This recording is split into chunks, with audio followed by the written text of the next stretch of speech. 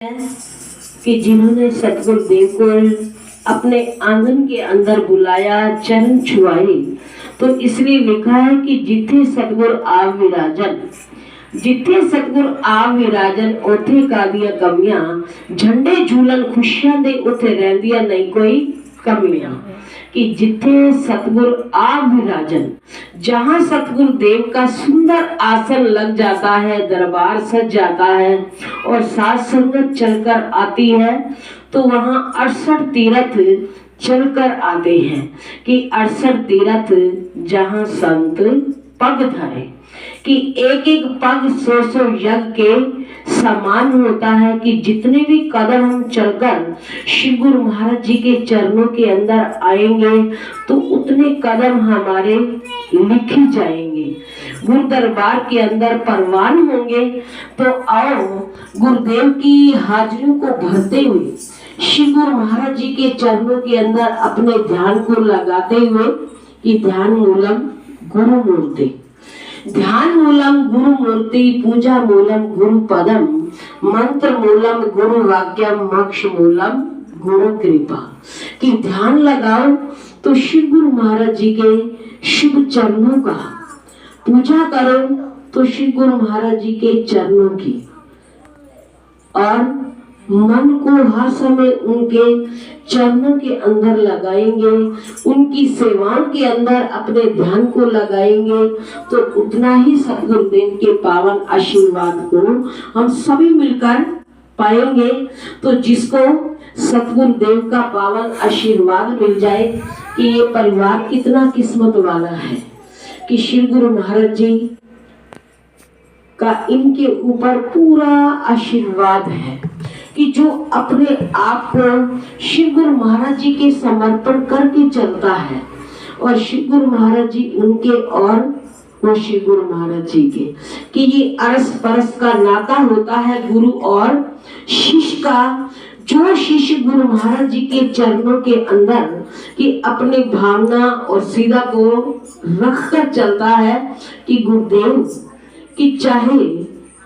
गुरु के बदले मेरा कोई सिर भी उतार ले, तो भी ये सौदा क्या है, सस्ता है, तो इसको महंगा मत समझे।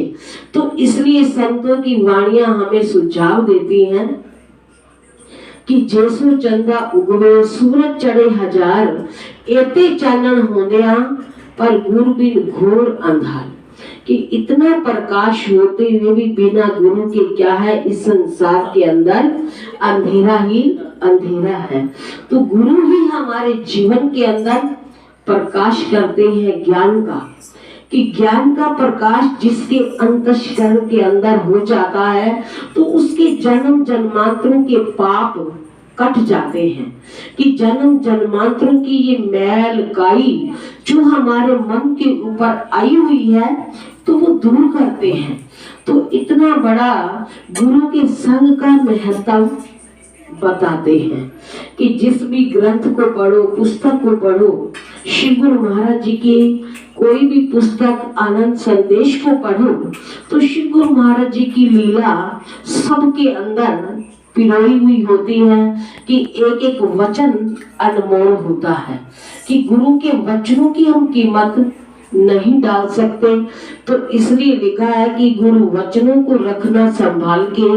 गुरु वचनों में गहरा राज है, कि जिसने माना गुरु के वचन को, उसका डूबा कभी ना जहाज है। तो उसका ये जीवन रूपी जहाज कभी डूब ही नहीं सकता, कि जिसने श्री गुरु महाराज जी को अपना बना लिया और श्री गुरु महाराज जी के चरणों के अंदर अपने ध्यान को लगा लिया। जो श्री गुरु महाराज जी ने कि हम जिज्ञासुओं के लिए 5 नियम बनाए, श्री गुरु महाराज जी की श्री आरती, पूजा, सत्संग, सिमरन, वंदना,